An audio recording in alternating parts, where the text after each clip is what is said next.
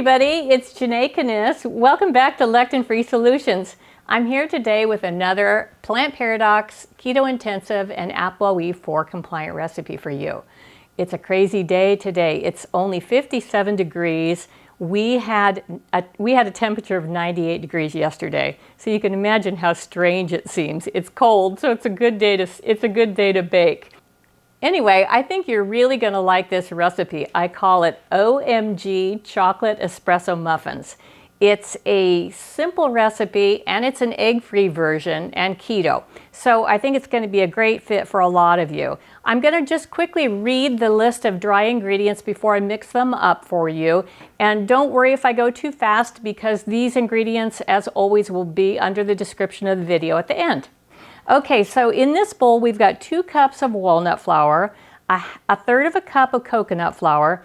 If you want to make your own walnut flour, just go to any of my previous videos where I make walnut muffins or walnut rolls, excuse me, and the directions for making your own walnut flour are there. To that we're going to do a quarter of a cup of non-Dutch cocoa, unsweetened cocoa powder. I actually use a heaping quarter of a cup. You could use a level, however strong you like the chocolate to be. I use a third of a cup of golden flax meal, a half a teaspoon of salt, 1 teaspoon of baking soda, 3/4 of a teaspoon of xanthum gum, 1 teaspoon of instant coffee powder, and a half a cup of Bocha Sweet. Now with the Bocha Sweet, you all know that's my favorite sweetener, but you are certainly you are certainly welcome to use any that you prefer. If you like swerve or monk fruit, whichever, you choose. Now what we're going to do with all those dry ingredients is mix them up. All right, now we have all of the dry ingredients mixed together, and to that we're going to add the wet ingredients. And what I have here is 1 1/4 cups of full fat coconut milk and 1/3 of a cup of extra virgin olive oil. I'm going to add all of this at one time. I may need a little bit more liquid, but I think that I don't think that I will. This is a half a teaspoon of apple cider vinegar, a teaspoon of vanilla, and then the chocolate chips will wait until the end. So now let's just give this a quick stir and see if the batter is too dry or if it looks to me like it's going to be just right. I'll give you a little better camera angle of this as I get it incorporated. Now you know the golden flax meal, as it starts to absorb the liquid, it will become a little bit thicker. And that's what's happening right now. And also the xanthum powder. So I'll hold this up at an angle so you can see. It's just the perfect type of muffin batter. It's not loose and runny like a cake batter. But it's not stiff like a brownie batter.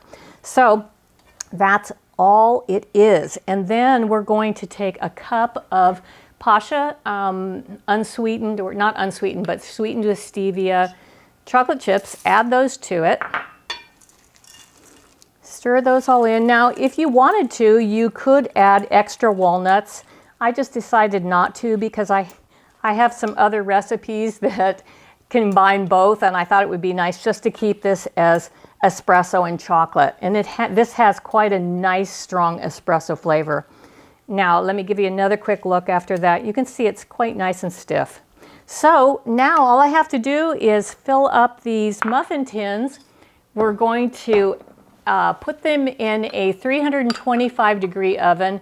Cook them for around 35 minutes. You need to do the toothpick test on these because everybody's oven is different, and the weather has a bearing on it. So figure somewhere between 35 and 45 minutes, and these are going to be delicious.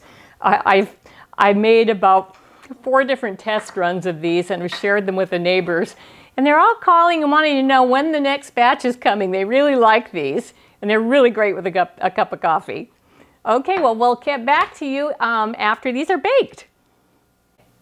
Hey everybody, we're back with our decadent muffins. You know what? I think you're really going to love these. It's hard to believe how rich and delicious they are for having no flour and no sugar and no eggs. So I finished these about an hour ago. They've been cooling off. I love these little papers. They kind of unfold like a little bit of origami. So I'm going to do that now and cut this in half so you can see how nice they are inside. They actually get much more solid as you refrigerate them. I really think they're good in the refrigerator covered for overnight and then eat them the next day. But you can see they're really nice, really moist. And really decadent. You know what? Eating one of these is almost a chore for me. They're that chocolatey and that delicious. I hope you give them a try. Hit me up in the comments and let me know how you liked them. And as always, thanks for your continued support.